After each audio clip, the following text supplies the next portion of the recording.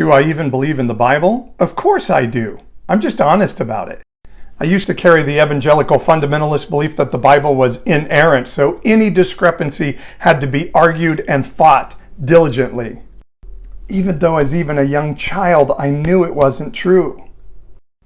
But somehow evangelicals have bought into the lie that if the Bible didn't just fall down from heaven as we have it now, then it doesn't count. And so the evangelical life requires you to walk with blinders and deal in false equivalencies and dichotomies and cognitive dissonance. When I learned that even the book of Genesis probably wasn't written by Moses, it was from oral traditions written by several different writers who had different belief systems in how the world began and put those together into one book, I started to understand why there were dichotomies in the Bible.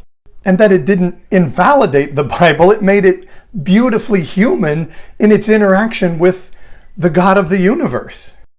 And a God that I believe is progressive in the revelation of what's coming from heaven, requiring us to walk in relationship with that God, rather than just in relationship with a book.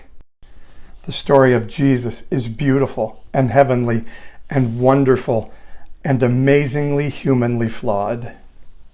And most of the writings of Paul were to particular people dealing with particular issues in particular cultures, not theological context for all of history. And some of Paul's epistles weren't written by Paul at all. And at the end of the day, no writer of Scripture knew they were writing Scripture.